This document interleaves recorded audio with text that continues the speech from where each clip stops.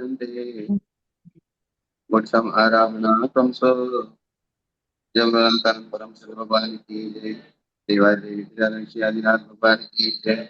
एक हजार श्री शांतिनाथ भगवान की जय। महावीर भगवान की जय। परम पूज्य आचार्य शिव कोटि प्राचीन महाराज की जय। आचार्य श्री कुंभ जी कलकत्ता परम की जय।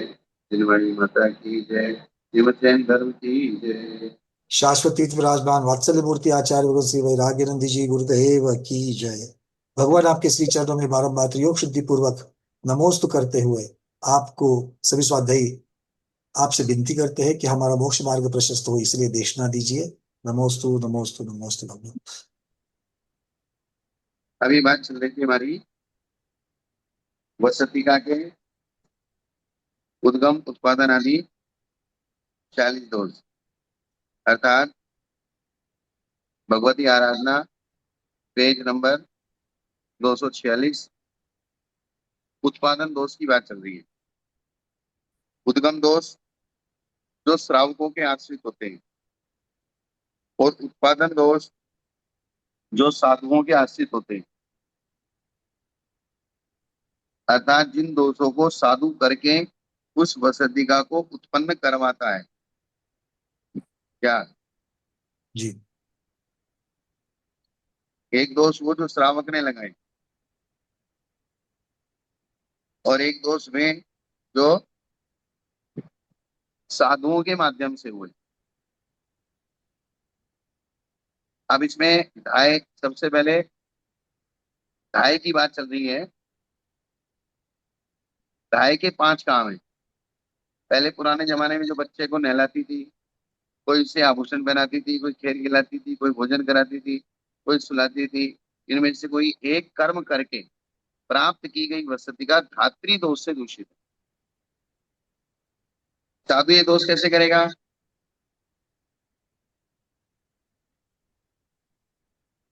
धात्री दोष, जैसे उस श्रावक के बच्चे को साधु ने संभाल लिया और उस गृहस्थ को फ्री कर दिया, तो उसने खुश होकर आपको रहने के लिए वसति का दे दी।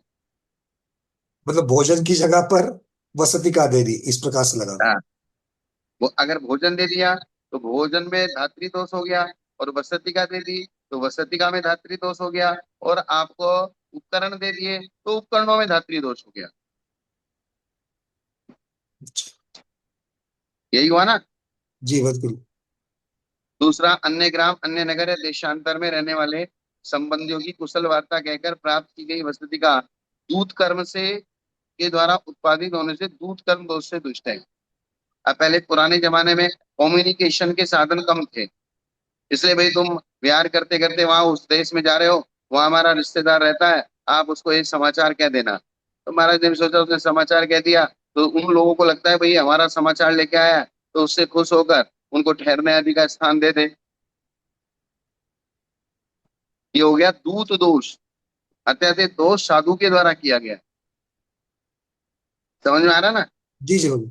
बस इतनी सी बात है कि मतलब अब तक जो दिमाग में था कि एष्टा समिति तक ही उसको सीमित किया था, पर एष्टा समिति में भोजन भोजन तक ही सीमित नहीं है, उपकरण हाँ, और वसति का तक भी उसको लगा सकते हैं, लगाना ही है। अब अंग स्वर व्यंजन क्योंकि लक्षण चिन्ह। हाँ, स्वामी जी मुख्य बोलिए। हेलो हाँ बोलिए। मुख्य स्वामी जी नमः। मुख्य यहाँ पर क्या है, चाहे भोजन हो चाहे वसति का हो या अन्य भी कारण हो सकते हैं। यहाँ पर दैन्य भाव है, याचना भाव है, और लोगों के सामने अपन कातर भाव की दृष्टि से कुछ न कुछ अपेक्षा रख करके अपन ऐसा कार्य गृहस्थों का कर रहे हैं। और इसमें राज्य की बाहुल्यता है, सामाजिक कर्म में अपन इन्वॉल्व हो रहे हैं। ये इसके अंतर्गर्भित आशय होने के कारण असंयम की ओर झुका होता है। कहीं कहीं ऐसा भी होता है कि उसमें सावत्य कर्म भी नहीं है, एक सहज है। लेकिन अगर वो कार्य, जैसे अब आप प्रदेश में जा रहे हैं, सिर्फ एक मौखिक संदेश देना है। क्या कहना है? मौखिक। मौखिक संदेश देना, कोई कागज भी नहीं ले जाना, कुछ भी नहीं। भाई आप उधर जा रहे हो, आप जब उधर देश में पहुंच जाओ तो हमारा संदेश ये कह देने का। एक सहज रूप से कोई चीज एक धर्मात्मा की दृष्टि से कह दिया अलग चीज है, लेकिन उसके लिए अगर आपके मन में ये लक्ष्य है कि इस प्रकार का संदेश कहने से मुझे मेरे भोजन की व्यवस्था हो जाएगी और मेरे रहने की व्यवस्था हो जाएगी या मेरे उपकरणों की व्यवस्था हो जाएगी, वो लक्ष्य रख के अगर उसने वो कार्य किया है तो फिर वो दूषित हो जाएगा कार्य।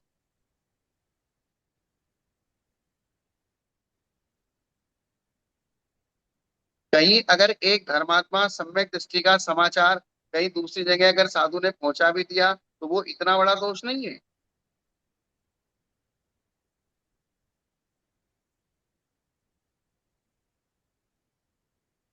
अगर उस समाचार से सामने वाला श्रद्धालु होता हो, विशेष श्रद्धा उसकी जागृत होती हो, सम्यक दर्शन आदि की उत्पत्ति का वो कारण बनता हो या उसके उद्धार का कल्याण का कारण बनता हो, ऐसा भी कथनचित हो सकता है।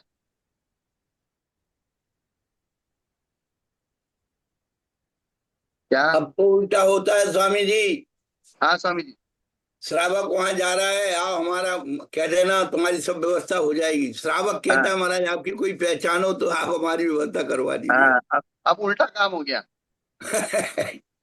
पहले एक जमाना था कि भाई साधुओं की व्यवस्था श्रावक करता था, अब उल्टा हम्म। जमाना, श्रावकों की व्यवस्था साधु करने लगे। अरे हमारे पहचान के महाराज हैं बैराग नंदी शिखर जी, में व्यवस्था हो ही जाएगी। हाँ, आपको हमारा नाम ले महाराज देना। जी अब कहाँ ठहरना है, वहां जगह नहीं मिल रही है, वहां जगह नहीं मिल रही है, ये व्यवस्था नहीं हो रही है। ठीक। अब इसी के बाद, अब जैसे अष्टांग निमित्त है, अंग स्वर व्यंजन लक्षण छिन्न भौम स्वप्न और अंतरिक्ष, इस प्रकार निमित्तों के उपदेश से ग्रस्तों को सुबासु बदलाकर प्राप्त की गई वसति का निमित्त नामक दोष से दुष्ट है। अब जो ये निमित्त है, तो क्या निमित्त का प्रयोग करना साधु के लिए सर्वथा अभाव है? नहीं, यहाँ पर तो उसके बदले में वसतिका की अपेक्षा है या उपकरण की बस, अपेक्षा है तो दोष हो जाए। बस वही चीज है। वो जो मैं पहले कह रहा था यही यहाँ पे जो अष्टांग निमित्त बताए गए, तो अष्टांग निमित्तों का प्रयोग करना साधु के लिए सर्वथा अभाव है क्या? नहीं है। सर्वथा अभाव नहीं है। अगर किसी कारण से संग संघ की व्यवस्था के लिए, धर्म की प्रभावना के लिए, किसी साधु की समाधि के निमित्त से, या साधु संघ में कोई बीमार व्यक्ति है उसके निमित्त से, या कोई श्रावक आपके निमित्त के प्रभाव को, निमित्त ज्ञान को सुनकर विशेष मोक्ष मार्ग में प्रवृत्त होने के लिए तैयार हो जाता है, तो वहां निमित्तों का भी अगर आपने प्रयोग कर लिया, जैसे इसमें भौम लिखा है ना, भौम छिन्न भौम अंतरिक्ष ज्योतिष आदि, तो इनके निमित्त से अगर वो कोई मोक्ष मार्ग में प्रवृत्त होता है, वैयावृत्ति का निमित्त बनता है, साधु संतों की सेवा का निमित्त बनता है, धर्म कल्याण की भावना का निमित्त बनता है, तो वो दोषपूर्ण नहीं होता। और बाकी तो पाप सूत्र है, इसको पाप सूत्र भी कह दिया। नहीं तो ये भद्रभाव स्वामी ने अकाल समय में जो है अपनी विद्या के द्वारा ही तो जान लिया था हाँ कि 12 साल का दुष्काल पड़ेगा, और हाँ अकंपनाचार्य मुनि संघ पर उपसर्ग आया था। तब तत्कालीन आचार्य ने भी तो अपने अष्टांग विद्या के द्वारा ही तो ये जाना था कि अमुक क्षेत्र में इस संघ पर उपसर्ग हो रहा है। तो ये विद्याओं का प्रयोग करना और उपयोग में लाना ये कोई दोष नहीं है, धर्म संघ की रक्षा करने के लिए है। यही चीज है। अगर कोई भी चीज आपके अपने निजी स्वार्थ के लिए की जाती है, वहां सब दोषपूर्ण है। और निजी स्वार्थ के लिए भी सर्वथा नहीं। निजी स्वार्थ अगर आपका रत्नत्रय का है, निजी स्वार्थ अगर आपके इंद्रियों का पोषण का नहीं है, आपका लक्ष्य रत्नत्रय पालन, संयम, वैयावृत्ति, जैसे साधु को कहा कि भाई साधु आहार करता है, तो आहार करने के 6 कारण बताए। आहार करने के कितने कारण बताए? 6 कारण। 6 कारण। तो 6 कारण कौन से? कि वो वैयावृत्ति के लिए आहार करता है, क्षुधा क्षुधा वेदनी असाता वेदनी का नाश करने के लिए आहार करता है, या फिर अलग अलग इसी प्रकार से अपने सामायिक प्रतिक्रमण सटावश्यक क्रियाएं व्यवस्थित हो उसके लिए वो आहार करता है। तो ये कारण के पीछे अगर वो आहार करता है तो उसका आहार निर्दोष होता है। और इंद्रियों की पुष्टि के लिए, बल वृद्धि के लिए, या फिर और किसी विषय भोगों के लिए, इस प्रकार के कारणों को रख के आहार करता है तो वो सब आहार दोषपूर्ण हो जाएगा। मतलब कुल मिला के टोटल एक बात है कि सर्वथा कोई चीज नहीं है। अपनी जाति कुल अथवा ऐश्वर्य को कहकर अपना बड़प्पन प्रकट करके प्राप्त की गई वसति का आजीव शब्द से कही जाती है।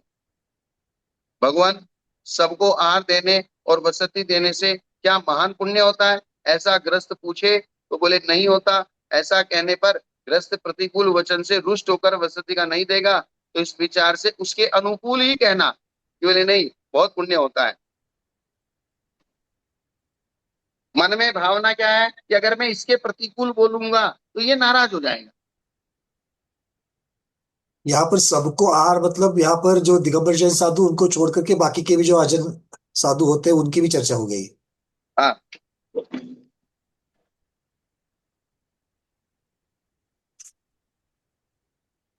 नहीं, अभी तो दिगंबर और साधुओं की चर्चा चल रही है ना। नहीं तो फिर वो सबको आहार देने के बारे में ग्रस्त पूछेगा तो उसमें तो अच्छी बात है, सभी साधु को आहार देना चाहिए, सभी साधु को आहार देना हाँ चाहिए। नहीं नहीं, मतलब उसमें हाँ उसमें ऐसा होगा कि बोले हमारे दरवाजे पे कोई भी आए, कोई हाँ अन्य मति का आए, कोई इसको आए, क्या उसको देने से भी पुण्य होता है? तो हम अगर कह देंगे नहीं भाई उसको देने से पुण्य नहीं होता है तो वो हमको लग रहा है कि वो नाराज हो जाएगा, क्योंकि उसकी भक्ति उनमें विशेष है। उनमें विशेष है तो उनका अगर हम निषेध करेंगे तो वो हमारे से नाराज होगा, उनको नहीं छोड़ेगा, उल्टा हमारे से नाराज हो जाएगा। जी जी। जैसे किसी ने पूछा बोले कुत्ते को रोटी खिलाने से पुण्य होता है क्या, कबूतर को दाना डालने से पुण्य होता है क्या? हाँ हाँ हाँ, उसमें भी पुण्य होता है, दान होता है। स्वाध्याय समझ लेना, यहाँ पर सबके शब्दों में जैन अजैन सबको ले लिया है। मिथ्या दृष्टि साधु की चर्चा है, इसलिए यहाँ पर ये चर्चा उठती है। हाँ तो ये इस प्रकार से इस विचार से अनुकूल कहकर प्राप्त की गई वसति का वणी गवा अनुकूल करके, अर्थात एक तो हमको वो बोलना है जो सिद्धांत के अनुकूल हो, आगम के अनुकूल हो, और एक वो बोलना है जो श्रावक के अनुकूल हो। मन में हमारा भाव ये है, भले ही वो सिद्धांत के अनुकूल है लेकिन हमारे मन में भाव ये है कि श्रावक कह रहा है इसके अनुकूल बोलना है हमको, क्योंकि इसको नाराज नहीं करना। क्या नहीं करना? उसको हाँ, उसको नाराज करेगा तो मुझे वसति का नहीं देगा। बस सीधी बात है। मूल बात ये है। इस विचार से उसके अनुकूल कह गए 8 प्रकार की चिकित्सा के द्वारा प्राप्त की गई वसति की चिकित्सा दोष से दूषित है। चिकित्सा करके जो वसति की ली जाती है, अब ऐसा थोड़ी कि साधु चिकित्सा कर्म को जानता ही नहीं है या आयुर्वेद को जानता नहीं है। संघ में साधु रहते हैं, आपस में एक दूसरे की वैयावृत्ति करते हैं, तो वैयावृत्ति का चिकित्सा कर्म को नहीं जानेंगे तो वैयावृत्ति कैसे करेंगे? जी मतलब अगर कोई अगर मान लो गृहस्थ है, उसको अगर कोई व्याधि है तो भाई ठीक है, तेरी व्याधि के लिए मैं उपाय बताता हूँ, उसके बदले में मेरे को वसति का दे, रहने की जगह दे, अगर ऐसा कहेंगे दोष लग जाएगा। कहना भी नहीं, लेकिन मन में भी अगर ऐसा भाव है तो मन मन से भी, हाँ मन से भी हो जाएगा तो भी। उसने कहा कुछ नहीं है, उसने सिर्फ उसकी जो है उसको निमित्त बता दिया या उसकी चिकित्सा का कोई इलाज बता दिया, और भी उसको पता है कि इनडायरेक्टली मेरा काम कर देगा। किंतु भाव ये है। हाँ भाव ये है उसके मन में कि मेरा काम कर दे, और एक सहज रूप से बता दिया। सहज रूप से साधु लोग श्रावकों का उपकार करते हैं, आशीर्वाद देते हैं और सहज रूप से उनके कार्य सिद्ध हो जाते हैं, लेकिन उनके मन में इस प्रकार का कोई निजी स्वार्थ नहीं है तो वो अलग चीज है। मतलब निस्वार्थ भाव और स्वार्थ भाव से इनमें फर्क पड़ जाएगा। हाँ क्रोध आदि के द्वारा प्राप्त की गई वसति के क्रोध आदि दोष से दुष्ट है। अब आपने इतना रोष प्रकट कर दिया कि श्रावक आपसे डर गया और उसने दरवाजा खोल दिया, बोले ठहरो महाराज, बोले मैं देखता हूँ कैसे नहीं देता है। आने जाने वाले यात्रियों के लिए आपका ही घर आश्रय है, ये बात हमसे हमने बहुत दूर देश से सुनी है। बोले आप तो बहुत दानी है, आपके घर में ही सब लोग ठहरते हैं। इस प्रकार उसकी प्रशंसा करके, स्तुति करके प्राप्त की गई वसति का अथवा निवास करने के पश्चात जाते समय भी प्रशंसा करना, उन्हें आने पर वसति प्राप्त हो जाए। जाते समय भी प्रशंसा करना और जब आए तब भी प्रशंसा करना, ये स्तुति दोष से दुष्ट है। विद्या मंत्र या चूर्ण के प्रयोग से ग्रस्त को वश में करके प्राप्त की गई वसति का विद्या दोष, मंत्र दोष, चूर्ण दोष, मूल कर्म के द्वारा प्राप्त की गई वसति का अथवा विरागियों को राग उत्पन्न करके प्राप्त की गई वसति का मूल कर्म दोष से दुष्ट है।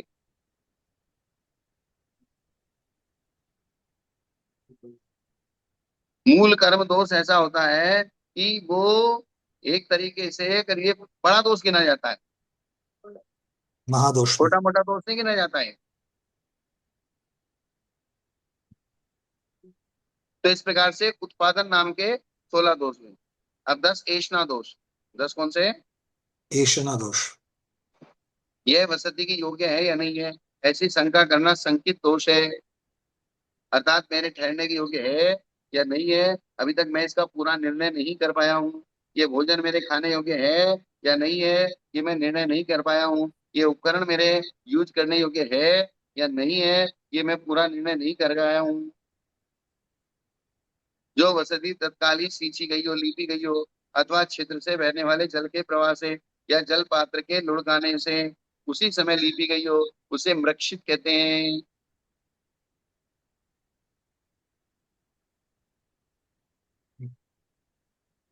है? अब जब इतनी बारीक बारीक चर्चाएं हैं तो फिर ये देख के ऐसा लगता है कि बोले अब ये कितनी दूर चलना है। अब कहते हैं ना अभी तो बहुत दूर जाना है। बिल्कुल। और ये साक्षात होने वाली चीजें है, प्रैक्टिकल चीजें है, इसीलिए तो ये आगम में आ गई है पूरी, और इन्हीं से बचना है। जब चर्या सहज होती है तो निर्दोष हो जाएगी, असहज बना लेंगे तो सब सदो दोषपूर्ण हो जाएगा। मतलब और पूरे परिग्रह का त्याग है, फिर भी जिन निमित्तों से फिर से आपका अंतरंग परिग्रह बढ़ता है, फिर से कषाय की उत्पत्ति होने वाली है, वहीं पर सावधान रहने की बात कही गई है। यही बात, अगर आप सहज रूप में चलेंगे, एक सबसे बड़ी चीज क्या है, संसार शरीर और भोगों से विरक्ति आपकी जिस क्वालिटी की होगी उसी प्रकार से आप भोजन वसति का उपकरण आदि में भी आसक्ति या अनासक्ति होगी। जी। मूल बेसिक जो आपका वैराग्य है, संसार शरीर भोगों से विरक्ति है, वो जो विरक्ति वाली चीज है वो किस क्वालिटी की है, तो उसका सीधा संबंध इन चीजों से लगेगा।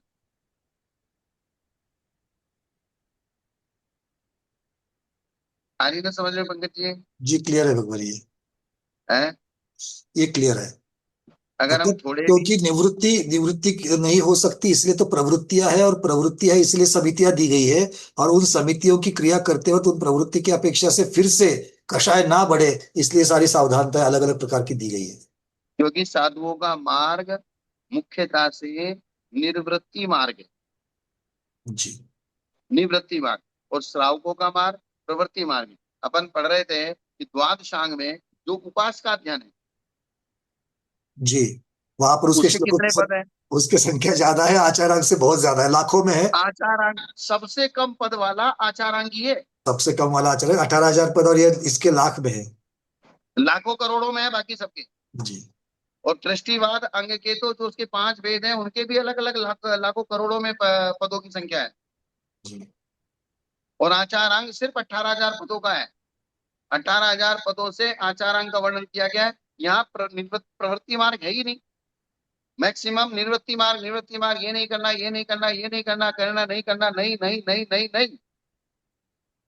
गृहस्थों के सब चीज करनी है लेकिन ऐसे करनी है, करनी है लेकिन ऐसे करनी है, करनी है लेकिन ऐसे करनी है। उसको सब काम करना है।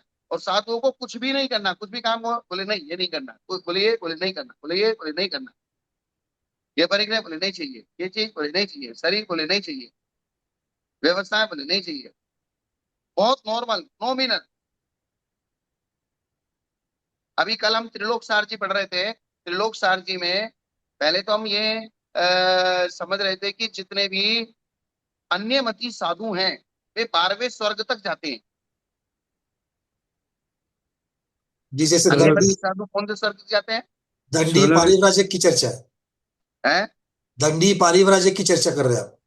हाँ, हाँ, 12वें स्वर्ग तक ही हम लोग सोच रहे थे। सोच रहे 16वें थे। स्वर्ग तक जा सकते हैं पंकज जी।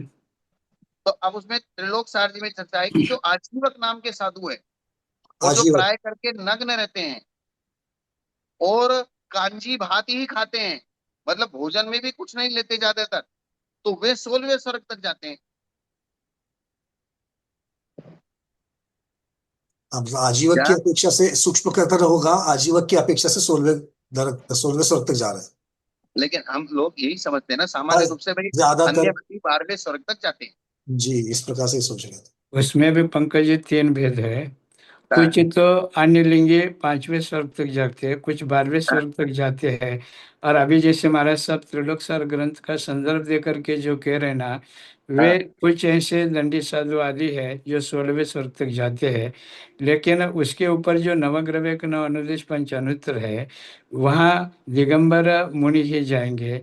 और मिथ्या दृष्टि दिगंबर मुनि जो है ना, वह नवग्रह तक जाते हैं।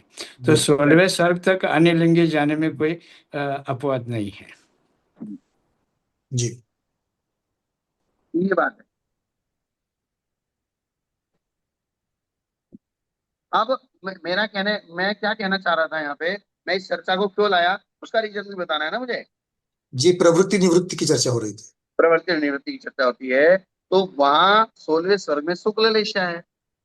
जी, 13वां 16वें 13वें से स्वर्ग में ऊपर कौन सी शुक्ल। लेशा है?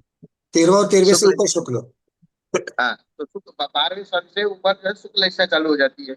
अब वो जो आजीवक साधु है, नग्न मात्र रहता है, और सिर्फ इमली भात, चावल भात, या मांड भात, ये इस तरह का बहुत नॉर्मल खाना खाता है, तो मतलब उसका शुक्ल लेशा का परिभाषा कब बनता है? शुक्ल लेशा की और किसी से कुछ भी नहीं लेता है। शुक्ल लेशा की परिभाषा तभी बनती है जब वो बहुत बहुत मिनिमम चीजों से अपना काम चलाता है। निस्पृहता होनी चाहिए ज्यादा से ज्यादा। निष्प्रता मैक्सिमम क्वालिटी की होगी, तो जी वो इस प्रकृति में से और इन लोगों से कम वस्तुओं को लेके अपना कार्य करेगा। जैसे हमारे यहाँ एक साधुओं की प्रवृत्ति बताई कि साधु किस प्रकार से श्रावक से काम लेता है, उस प्रकार से लेता है कि जिस प्रकार से मधुमक्खी फूलों से रस लेती है। जी जी जी, क्या? तकलीफ ना देते हुए, सामने को तकलीफ नहीं होनी चाहिए, उस प्रकार से अपना कार्य होना है। ये जो भाव है, यही शुक्ल निष्ठा का परिणाम बनता जाता है। जी जी जी क्योंकि शुक्ल रेशा का जो उदाहरण दिया है कि 6 लोग पेड़ को काट के, कोई डाली काट के, कोई फल तोड़ के, कोई नीचे गिरा हुआ फल उठा के खा के अपना पेट भर रहा है, पेट 6 के 6 भर रहे हैं, लेकिन सामने वाले को कितना नुकसान पहुंचा के आप अपना पेट भर रहे हैं। जी, ये बात तो क्लियर। इसका गणित कैसे लगाना है कि आप सामने वाले को कितना नुकसान करके और अपने कार्य की सिद्धि कर रहे हैं। फल सब खा रहे हैं, पेट सबका भर रहा है, लेकिन जड़ से काट के खा रहा है, वो तने से काट के खा रहा है, वो बड़ी डाली तोड़ के खा रहा है, फिर पेड़ से फल तोड़ के खा रहा है, पेड़ के ऊपर चढ़ के उसको कष्ट दे रहा है। एक सोच रहा है कि मुझे पेड़ के ऊपर भी नहीं चढ़ना, चढ़ के भी कष्ट नहीं देना, उसकी डाली भी नहीं तोड़नी, पत्ते भी नहीं तोड़ने, जो स्वाभाविक रूप से गिरे हुए फल है उसको खाना है। अल्प फल बहुघात या फल बहुघात, ऐसा समझ जाए इसको। इसी प्रकार से साधु लोग भी जितना मैक्सिमम ये सोचेंगे कि मुझे श्रावकों का, देने वाले तो भर भर के दे रहे हैं, लेकिन मुझे नहीं लेना है। क्या? देने वाले तो बहुत दे रहे हैं, बट मुझे उतना ही देना है जितना मेरी आवश्यकता है। और मेरी हाँ, आवश्यकता भी आगमोक्त तो जो आवश्यकता है उतना ही। मेरी उतना ही पर्सनल लेना है। आवश्यकता की चर्चा नहीं है वहां। देने वाले तो भर भर के दे रहे, जैसे जैसे साधु का पुण्य बढ़ता है, जैसे जैसे साधु की चर्या बढ़ती है, वैसे वैसे उसके भक्त बनते हैं, भक्त बनते हैं तो वो तो जो है बिल्कुल उल्टे मुंह पड़े हैं उनके चरणों में।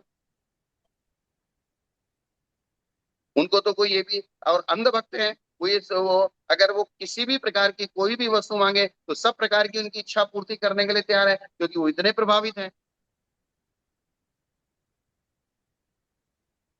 देने वाला दे रहा है, लेकिन लेके मेरा भला होगा या नुकसान होगा ये तो मुझे सोचना है। वो बेचारा तो दान कर रहा है। जी क्या जी, बिल्कुल बिल्कुल बिल्कुल।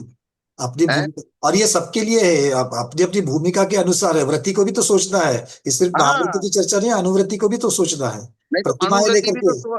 अणुव्रति भी तो 16वें स्वर्ग तक जाता है। बिल्कुल। तो अणुव्रति इसका मतलब अणुव्रति के भी शुक्ल लेशा होगी, ये भी तो जाएगा। बहते कैसे जाएगा बिना शुक्र, जब व्रत लिया करके तो फिर पहले से लेकर के आगे चलेगा। पर लेश्या अगर नहीं बनेगी तो नहीं जाएगा ऊपर। अणुव्रति 16वें स्वर्ग तक, जब अन्यमति 16वें स्वर्ग तक गया है, तो अणुव्रति भी 16वें स्वर्ग तक जाएगा। जाता है जाता है। लेकिन उस अणुवृत्ति की जो क्वालिटी होगी 16 सर जाने वाले अणुवृत्ति की, वो मैक्सिमम क्वालिटी होगी। जी, ये तो तिर्यंश को भी लागू होता है, तिर्यंश वृत्ति को भी लागू होता है। हाँ माने जो हाँ स्वामी जी। अन्य लिखिए ये स्वर्ग में गए, क्योंकि 16वें स्वर्ग तक 10 प्रकार के भेद है, इंद्र सामानिक त्रायस्त्र पारिषद आत्मरक्ष लोकपाल आदि है। तो ये सम्यक दृष्टि उसमें अनुवृत्ति, और उसमें भी जो महावृत्ति मुनि जो 16 स्वर्ग तक भी जा सकते हैं, तो उनको जो फैसिलिटी मिलेगी वो वो अलग अलग प्रकार की मिलेगी। वो अन्य लिंगियों को नहीं मिलेगी, क्योंकि पुण्य में भी अवान्तर असंख्यात प्रकार भेद है। इसीलिए 16वें स्वर्ग में गया माने कोई हमारे सम्यक दृष्टि अथवा महावृत्ति मुनि की कैटेगरी को प्राप्त हुआ ऐसा नहीं, उनके सेवक भी बन सकते हैं। वो वहां जाकर के उनके बाजे गाजे बजाने वाले भी हो सकते हैं, उनकी वाहवाही करने वाले भी हो सकते हैं। लेकिन बनेंगे शुक्ललेशा वाले ही। हाँ बराबर है, क्योंकि वहां तक जाना भी कोई मजाक नहीं है। हाँ उनका, उनके गाजे बाजे बजाने वाले बनने भी सामान्य चीज नहीं है। और फिर दूसरी चीज, 16वें स्वर्ग की जो मिनिमम आयु है वो 18 सागर 20 सागर की है। बराबर है ना, जैसे किसी छोटे से हाँ, गांव में किसी की शादी हो रही है, वहां भी हाँ, बाजे गाजे बजाने वाले बजा रहे हैं। और एक राष्ट्रपति जब अंदर से बाहर आते हैं और उनके बस रथ में जो उनको रथ में बिठा करके जो चलते हैं जुलूस, तो वहां बाजे गाजे बजाने वाले और वहां घोड़े जो आगे आगे नाचते हैं, उन घोड़ों की क्वालिटी और इन गाँवों में रहने वाले घोड़ों की क्वालिटी में तो अंतर रहेगा। बस वही चीज। तो उनकी फैसिलिटी भी वही होती है। जी। राष्ट्रपति के घर में रसोई बनाने वाले की फैसिलिटी वही उसी क्वालिटी की होती है, भले ही वो रसोई बना रहा है। हाँ, और मुकेश अंबानी क्या जो भोजन बनाते हैं उनको 5-5 लाख रुपए तनख्वाह मिलता है। तो सही है। ऐसा। हाँ। और 5,000 रुपये में भी मिल जाएगा। हाँ, अभी तो 500 रुपए में भी मजदूरी कर एक दिन का रसोड़ा बना रहे हैं। तो पुण्य बॉडीगार्ड के। को करोड़ की, बॉडीगार्ड जो है, जो हमारे फिल्मी स्टार है, उनके बॉडीगार्ड को 1 करोड़ 1.5 करोड़ की तनख्वाह है उनकी, जी साल जी। की। साल की। हाँ, ऐसे ही है। तो सचित पृथ्वी, तो कहने का मतलब ये था कि यहाँ जो साधु है वो साधु अपने निजी स्वार्थ को छोड़कर सिर्फ रत्नत्रय की साधना के लिए मिनिमम वस्तुओं को, वसति का को और भोजन को ग्रहण करेगा, तो ये उसके शुक्ल लिप्सा के परिणामों की वृद्धि का कारण बनेगा। और ये जो शुक्ल लिप्सा के परिणामों की वृद्धि का कारण, अगर ये दोष लगाएगा तो फिर वो शुक्ल लिप्सा में नहीं जाएगा, वो स्वार्थी हो जाएगा, इंद्रिय विषय हो जाएगा, लालची हो जाएगा। जी। सचित पृथ्वी, वायु, हरे जल, हरे बीज और दृश्य जीवों के ऊपर स्थापित पीठ काशफलक आदि को यहाँ सह्या करें, ऐसा कहकर जो वसति का दी जाती है उसे निक्षिप्त कहते हैं। जैसे भोजन में निक्षिप्त दोष होता है ना, ऐसे सचित पृथ्वी वायु जल हरे बीज, वहां पर कोई लकड़ी का पाटिया डाल दिया, जहाँ जैसे हरे हरी घास पे पाटे लगा दिए, हम्म। ऐसा। ठीक है, आ गया समझ में। नीचे आने घास से ऊपर पाटा लगा दिया। हाँ, या नीचे गीली मिट्टी है उसके ऊपर लगा दिया। लिखा ना, सचित पृथ्वी, सचित वायु, सचित जल, हरे बीज और त्रस्त जीवों के ऊपर स्थापित पीठ, पीठ यानी कि पाटा, काष्ठ फलक आदि को रखकर बोले यहाँ सैया करें, अर्थात यहाँ बैठे या सोए, ऐसा कहकर जो वसतिका दी जाती है उसे निक्षिप्त दोष से दूषित कहते हैं। हरित कांटे सचित मिट्टी के आवरण को हटाकर जो वसतिका दी जाती है वह विहित दोष से युक्त है। काष्ठ वस्त्र कंटक के आवरण आदि को खींचते हुए आगे जाने वाले मनुष्य के द्वारा दिखलाई गई वसति साधारण शब्द से कही जाती है, जिसे मरण अथवा जनन का सोच लगा हुआ है। ऐसे ग्रस्त के द्वारा या मत रोगी नपुंसक जिसे पिशाच ने पकड़ा है या बालिका के द्वारा दी गई वसति का दायक दोष से दूषित है। अर्थात जिसके घर में इस बात से क्या सिद्ध हो रहा है, जिसके घर में सूतक पातक हो उसके द्वारा दी गई वसति का भी साधु नहीं लेना। अब बहुत आप हम सोचे कि भाई सिर्फ भोजन में लगाना। सभी जगह पर ये दान, दान की चर्चा है, वसति का भी तो दान में ही आ जाएगी, तो हाँ तो सूतक सूतक पातक। पातक करे से दान कैसे लेंगे? तो वो तो सीधा सीधा जाएगा कुभोग भूमि में। हाँ,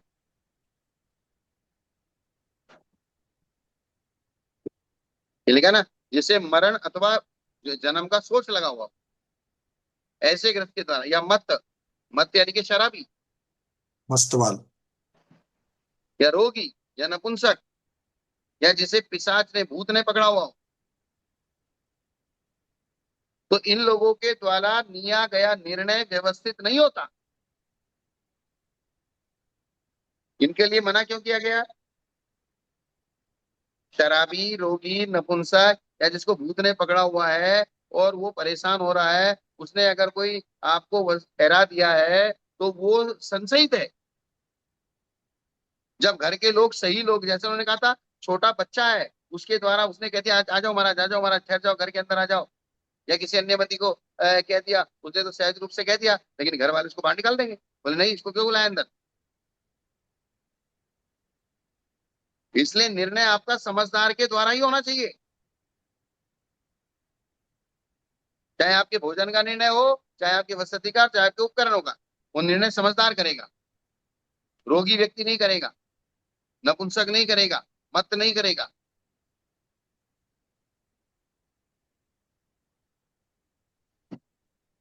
स्थावर, पृथ्वी आदि, तरह चींटी, खटमल आदि से सहित वसति का उन्मिश्र है। जितने 42 प्रमाण भूमि साधु को चाहिए, उससे एक 42 भूमि भी ज्यादा लेना, ये प्रमाणातिरेक है। क्या? बहुत कड़क चीज है ये, बहुत मतलब इतना, क्या कह सकते हैं उसको, इतना टाइट करके रखा हुआ है सब। टाइट उसको लगेगा जिसको आगे का फायदा पता नहीं हाँ, ये बात है, तो फिर भी एक है। दिन ब दिन जब श्रावकों में ही शिथिलता होती जा रही है, पूरे समाज में जब शिथिलता होती जा रही है, तब ऐसी चीजों के ऐसे नियम जो है वो तो कठिन लगेंगे ही लगेंगे भगवान। अगर साधु को ये पता है इन नियमों को पालने से मुझे इंद्र आदि की पति मिल सकती है, स्वर्ग आदि में उच्च पद मिलेंगे, या मैं तीर्थंकर प्रकृति आदि का बंध कर सकता हूँ, या फिर मेरा रत्नत्रय की साधना के द्वारा मोक्ष का मार्ग प्रशस्त हो सकता है, वो जो मैक्सिमम उसका फल है, वो अगर दिमाग में सामने रहेगा, तो ये फिर कोई मजबूरी नहीं है, जी। ये कोई कठोरता नहीं है। नहीं, मजबूरी तो, मजबूरी की चर्चा ही नहीं है, मतलब मैं ये कहता हूँ कि चर्या कितनी पालने के लिए कठिन हो रही है, तो कठिनता तो लगेगी ही नहीं, क्योंकि वो उसको सोच समझ करके उन्होंने अपनाया है। जब वस्त्र उतार तो दिए तो भी तो सोच समझ करके अपनाया उसको। कठिनता वही है जहां उसने तत्व को नहीं समझा, जी जी जी। और तत्व को समझ लेना तो सब आसान है।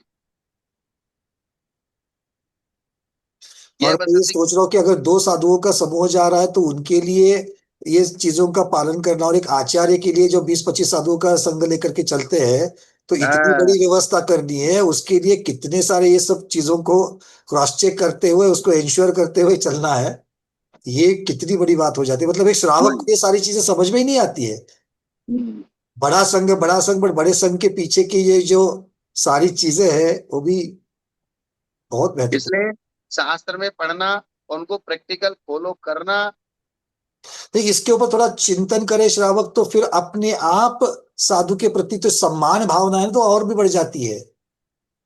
वो जो यही बात। पद है कि सिर्फ नमो आयरियानम या नमो लोए सवसावनम कहने से जो नहीं होता है, वो ये सब चिंतन करेंगे तो पता चलता है कि साधु बनना मतलब क्या है। देखो जरा क्या है। यह वसतिका शीत, वायु, धूप आदि उपद्रव वाली है, ऐसी निंदा करते हुए भी उस वसतिका में रहना धूम दोष है। वसतिका में रह रहे हैं, अरे यार ये तो बहुत गंदगी है, बहुत सर्दी लग रही है, बहुत गर्मी लग रही है, ऐसे रहते भी जा रहे हैं और उसकी निंदा भी करते जा रहे हैं। जैसे कि श्रावक का भोजन भी करते जा रहे हैं और निंदा भी करते जा रहे हैं। बोले कैसा खाना बनाया, कैसा चोखा बनाया, ढंग से भी नहीं बनाया, रोटी भी ढंग की नहीं है, नमक भी नहीं है, मिर्ची भी नहीं है, ये नहीं है। मतलब ये एक तरीके से धूम दोष क्यों कहा? कि क्रोध रूप, क्रोध को अग्नि कहा है। क्रोध को क्या कहा है? अग्नि, भड़काने वाला। अग्नि से पहले ये इस प्रकार के शब्द धुआं निकलता है। अग्नि जलने, पूरी जलने से पहले क्या होता है? धुआं होता है। धुमस नहीं बोलते मराठी में, धुमस ना बोलते उसको। हाँ, तो जो आप निंदा करते हुए उस चीज को ले भी रहे हो और निंदा भी कर रहे हो, तो ये क्रोध रूपी अग्नि के पहले क्या स्टेज है। जी और भैया। ये धुआं निकलता निकलता फिर आपको गुस्सा आ जाएगा, इसलिए इसको धूम दोष का है। धुएं वाली जगह पर हवा लग जाए तो अग्नि प्रकट हो ही जाती है, तो ये धुआं है, उसको और अग्नि में हवा मिल जाएगी तो अग्नि मिलेगी क्रोध की। ये वसति की विशाल है, इसमें हवा नहीं आती, अधिक गर्म भी नहीं है, सुंदर है, इस प्रकार उसमें अनुराग करना, ये इंगाल दोष है। माने अर्थात, हाँ स्वामी जी। माने निंदा भी नहीं करना, कुछ प्रतिकूलताएं हो तो, और सब तरह से अनुकूलता हो तो प्रशंसा भी नहीं करना। हाँ, ये अंगार भी भी। दोष भी बताया और धूम दोष भी बताया, और इंगाल दोष भी बताया। और इंगाल दोष भी बताया। हाँ, माने यहाँ सब इसका केंद्र बिंदु क्या है? समता भाव। और जहाँ भी रहते हैं, चाहे वह द्रव्य हो, चाहे क्षेत्र हो, चाहे व्यक्ति हो, वस्तु हो, उसके प्रति निर्लिप्त भाव रखना, यह साधना है। तो मूल तो जब आपका तत्व ज्ञान परफेक्ट रहेगा जी। तो सब काम बन जाएंगे आसानी से। इसलिए हम्म। उन्होंने कहा सम्यक दर्शन के बिना कुछ नहीं होने वाला, तत्व ज्ञान के बिना कुछ नहीं होने वाला। जब हमको लास्ट सामने पड़ा हुआ दिख रहा है कि 5 किलो का सोने का बार है, तो फिर मेहनत क्यों नहीं करेंगे? करेंगे ना। हम्म। भेद विज्ञान मुंह से बोल करके होने वाला नहीं है, आपके सामने आचरण अगर में दे- सामने अगर तीर्थंकर प्रकृति का बंध दिख रहा है, इंद्र की पदवी दिख रही है, मोक्ष दिख रहा है, सर्वार्थ सिद्धि के देव दिख रहे हैं, द्वादशांग के ज्ञाता दिख रहे हैं, तो फिर मेहनत करने में क्या दिक्कत है? हम्म। ऐसे ही भगवान अगर शाश्वत तीर्थराज के ऊपर अष्टादिक जैसे महापर्व में, वो भी गुरु हाँ, के सानिध्य में, आचार्य परमेष्टि के सानिध्य में सिद्ध चक्र विधान करते हुए अगर थोड़ी सी असुविधाएं होती है, तो भी उसके पुण्य को सामने रख करके असुविधा को झेलना चाहिए ना। क्या बात है। पंडित जी तो पंकज जी अपना बचाव करने के चक्कर में लगे। तो मैंने कोई व्यवस्था नहीं बनाई है, इसलिए सब स्वाध्यायी अपनी अपनी व्यवस्था कर रहे हैं, मैं इस बार बिल्कुल बच गया हूँ। जो सही भी है। व्यवस्था की है सब लोगों ने अपनी अपनी करी है। और वो बढ़िया रहता है, स्वतंत्र रहते हैं वो। जी। और संकलेश भाव नहीं होता।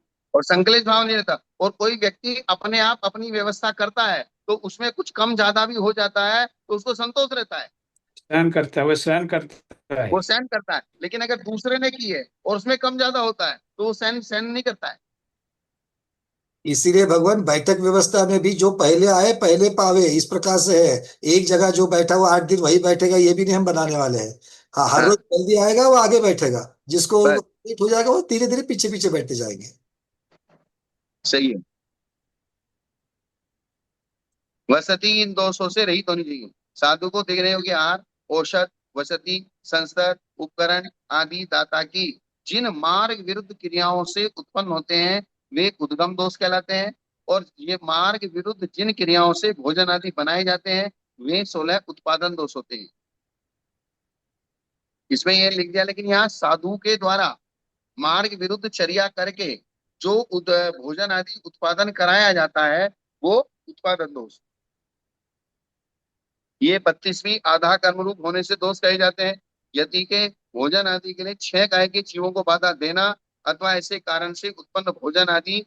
अब बात तो हुई भोजन, इससे भोजन आदि लिखा है, भोजन आदि, तो भोजन आदि का मतलब क्या है? आदि में ये सब चीजें लगा लेने का। आदि में वसति का उपकरण सारी चीज आ जाएगी। हाँ, तो अगर इन सब चीजों को 6 गाय के जीवों की बाधा देकर ऐसे कारणों से उत्पन्न किया जाता है तो उसको बाधा को 6 गाय की जीवों की बाधा को देख के उत्पन्न कराना, तो इसको आधा कर्म कहते हैं। क्या कहते हैं? अधा कर्म। आ- अधय कर्म। आधा शब्द, हाँ आधा ही होना चाहिए। अधः हाँ, माने एकदम निचला कर्म, पाप अधो। कर्म। अधो। महादोष जिसको कहा गया, अधः कर्म माने पाप कर्म। मतलब हीन कर्म। हाँ। येषणा दोष 10 है, मूलाचार्य जी में इन दोषों का कथन किया गया है। अब विविक्त वसतिका कौन सी होती है, ये बात यहाँ पर कहते हैं। सुन्नगर गिरि कुआ रुक्क मूल आगंतुगार देव कुले अकदप्प भाराराधम दरादीनी विविधताहिम। शून्यगर पहाड़ की गुफा, वृक्ष का मूल, आने वालों के लिए बनाया गया घर, देवकुल, शिक्षागर जिसको हम स्कूल कहते हैं, जो हमें रास्ते में अगर स्कूलों में ठहरने के लिए मिलता है ना, तो वो सबसे उत्तम माना जाता है, जहाँ बच्चे राजी पढ़ते हैं। किसी के द्वारा नए बनाया गया स्थान, आराम घर, क्रीड़ा के लिए आए हुए के लिए, आवास के लिए जो बनाया जाता है, वे सब विविक्त वसतिकाएं हैं। वे सब एकांत वसतिकाएं कहलाती हैं। ये देवकुल से क्या लेना भगवान? जिन मंदिर। मंदिर। देवालय मतलब मंदिर ही लेना है। हाँ। या स्वामी फिर कई कई कहीं बार अगर ठहरना पड़े तो अन्य मतियों के मंदिर भी। जी। अन्य लिंगियों के यहाँ पर रहना, यह अनायतन दोष के अंतर्गत नहीं आता क्या? नहीं, अगर कोई ऐसी इमरजेंसी हो, मजबूरी हो, तो उसमें ये बताया गया है कि ठहरना पड़े तो ठहरे, लेकिन वहां इस प्रकार ना ठहरे कि जिससे किसी देखने वाले को ऐसा लगे कि आप उनकी आराधना कर रहे हैं। और ये चर्चा पहले भी हो गई है। ये चर्चा आई थी ना, कि जी। बोले सामायिक अगर करनी पड़े, ठहरना ठहरना पड़ा है, स्थविर कल्पी है, कोई स्थान नहीं है, तो पहले तो चूज यही करेंगे भाई नहीं ठहरना पड़े। लेकिन अगर किसी कारणवश ठहरना पड़ता है, तो वहां इस प्रकार से बैठे उठे कि जिस प्रकार से कोई ऐसा किसी श्रावक को या अन्य देखने वालों को महसूस ना हो कि आप इनकी आराधना आदि कर रहे हैं, और आप इनका अनादर कर रहे हैं जो वहां रहने वाले हैं, तो वैसा भी महसूस ना कराएं। आप अनादर कर रहे हैं तो वहां जो रहने वाले लोग हैं वे नाराज हो जाएंगे। आदर कर रहे हैं तो आपके साथ रहने वाले दोस्त हैं उनमें अनवस्था दूषण आ जाएगा। हम्म, क्या स्वामी जी? बराबर है ना। अपने साथ चल रहे हैं, अब हाँ। हम शाम के वक्त अन्य लिंगियों के यहाँ पर ठहरे, और रात हम्म। के 8 बजने के बाद मुझे बुलाने, महाराज जी वो हनुमान जी की आरती हो रही है, आरती में पधारिए। हम्म। तो आरती में हम पधारे तो हमारे साथ रहने वाले लोगों को पड़ेगा, और गए तो हमारे सम्यक दर्शन का हाल क्या होगा? वही चीज। तो आप ठहर जाइए, लेकिन एक सहज रूप और उपेक्षा भाव से, न आदर करते हुए न अनादर करते हुए। जी। न आदर इसी बात के और न। ऊपर इसी बात के ऊपर थोड़ा सा ना डिटेल्स में ये होता है कि वही मत भिन्नता होती है कि सानिध्य प्रदान करना भी अनुमोदना जैसा ही माना गया है फिर। हाँ, वही है भाई। आप उसको सानिध्य प्रदान कर रहे हो तो वास्तव में आप उनको सही मान रहे हो, तभी उनको जाके उनके स्टेज पे बैठे हो।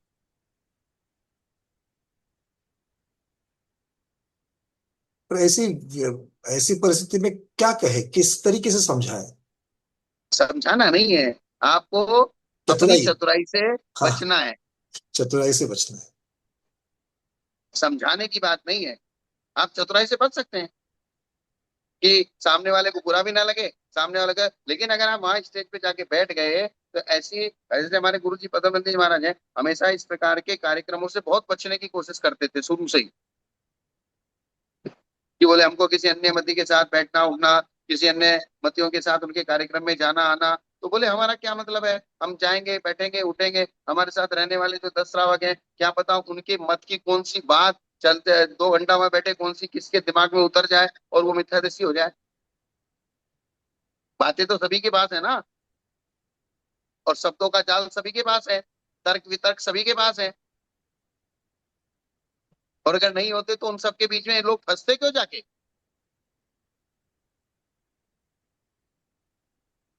चर्चा गुरुदेव यही होती है कि जैसे मान लीजिए कि सर्वधर्म के जो गुरु रहते हैं, वो सब साधु संतों का अगर मान लो सम्मेलन हो रहा है, तो अपने दिगंबर जैन साधु के साथ में अपनी समाज भी वहां पर जाएगी जाएगी। तो आ वो जाएगी। वो भी इसी प्रकार की पात्र होनी चाहिए कि बाकियों के प्रवचन जब होंगे तो उससे प्रभावित या मोहित ना हो। ये भी महत्वपूर्ण है। लेकिन इस तो प्रकार का ध्यान कौन रख रहा है? ये मतलब बात वही हो रही है फिर कि ये लोक व्यवहार में ऐसा नहीं अपनी होता है बस।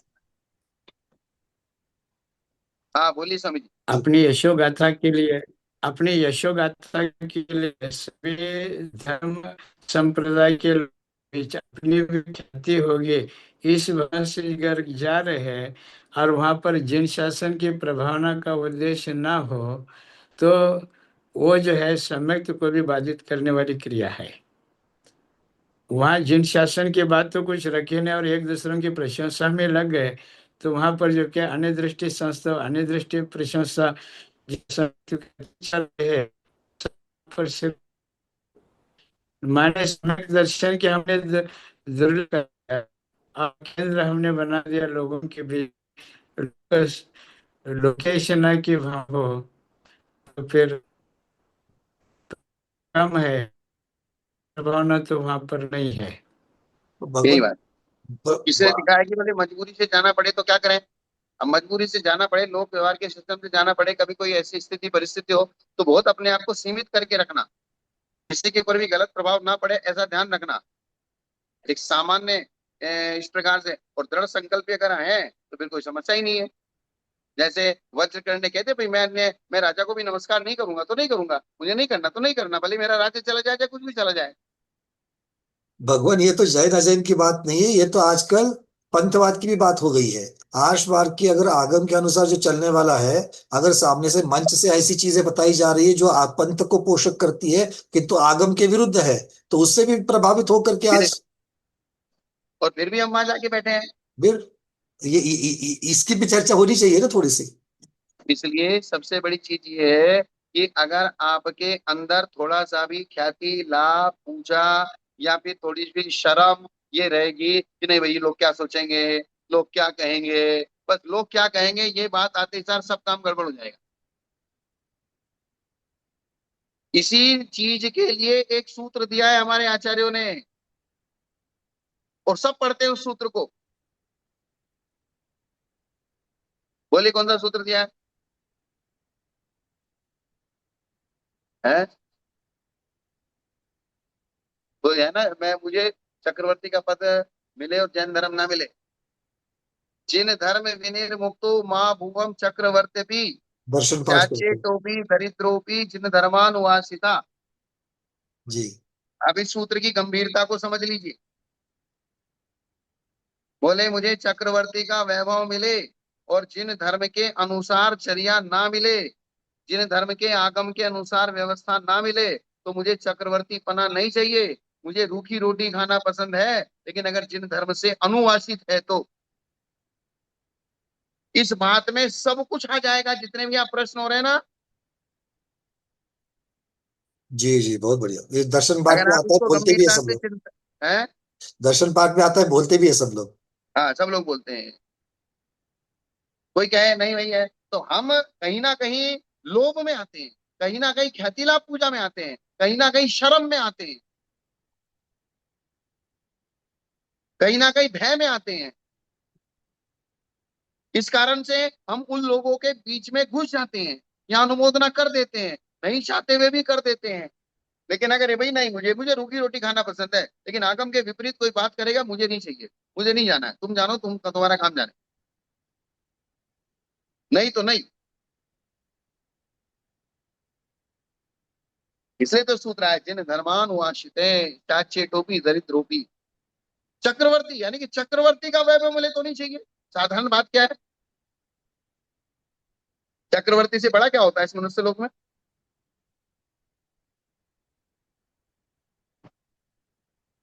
ये चीज है। स्वामी जी ठीक है ना?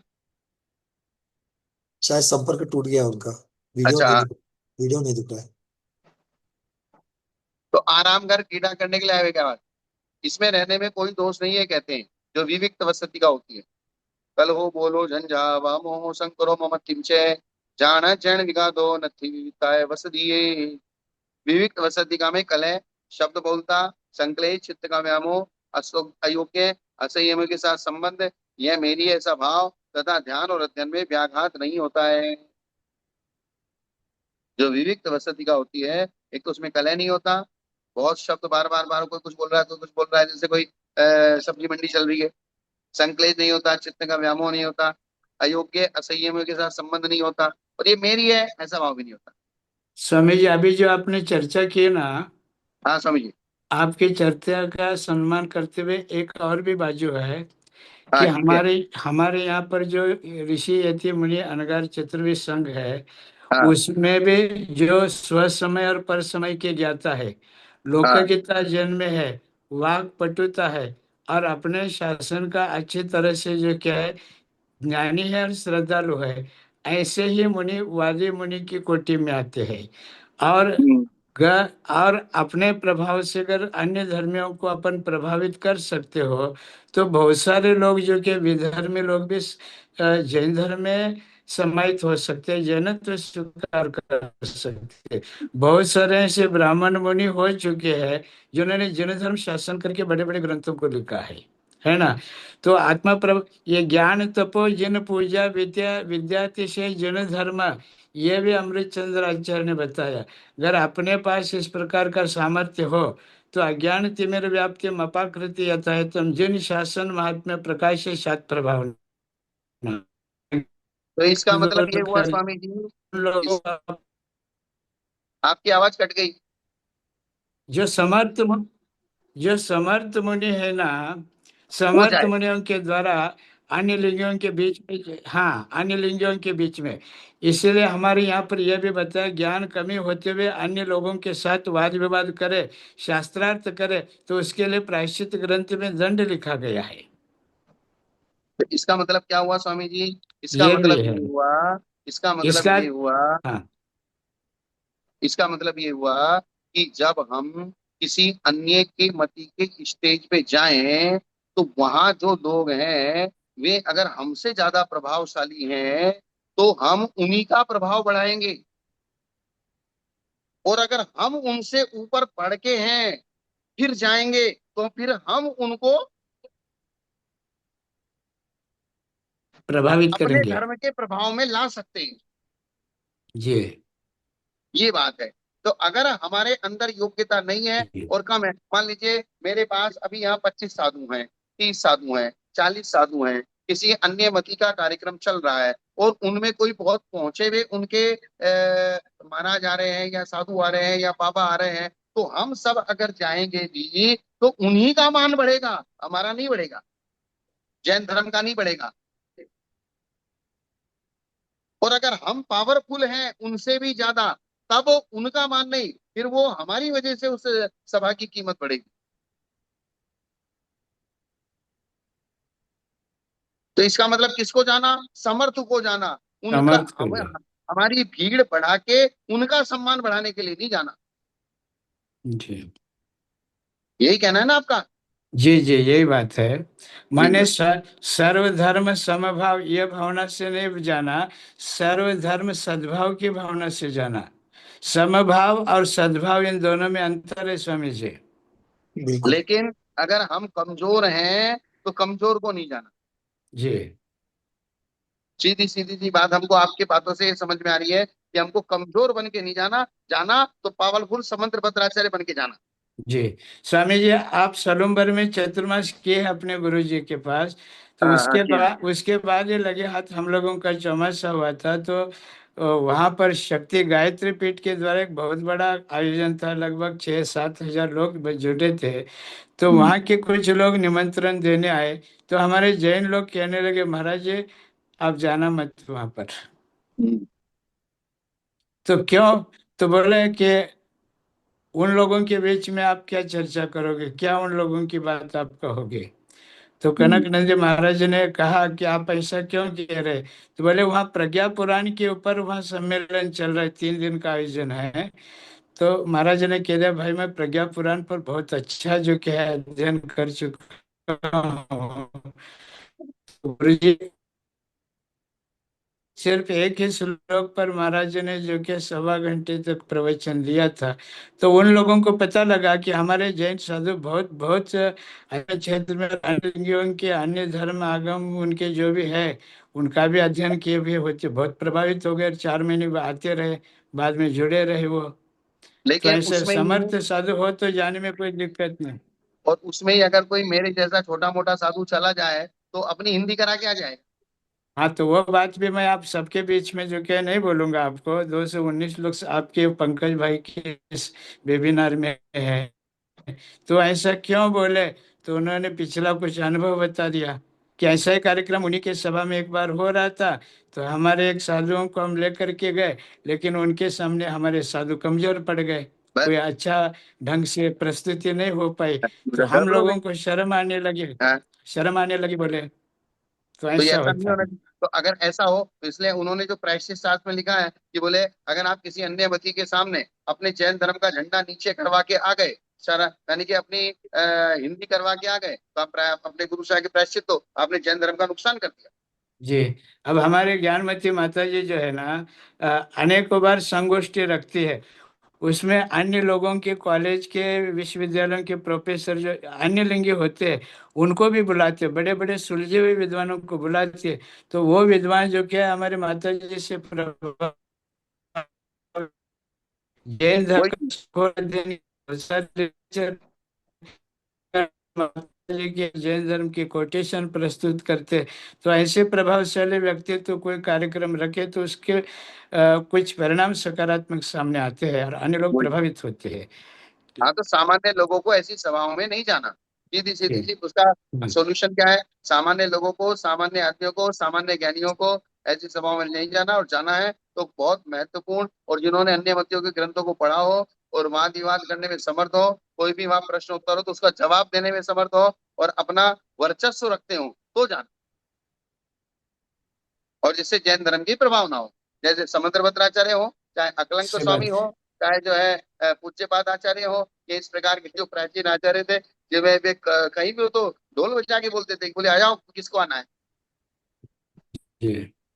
बड़े बड़े आचार्य हुए जिन को अपन श्रुत भक्ति पूर्वक अध्ययन करते ना, वे कुछ अन्य लिंगी भी तो थे। हमारे गौतम गणधर और उनके तीन भ्राता जो थे ना, ब्राह्मण कुल के थे, लेकिन जिन धर्म धारण करके उनके निमित्त से तो भगवान की देशना खीरी। ठीक है। ठीक है ना स्वामी जी, आज इतना ही रहने दें, टाइम हो गया।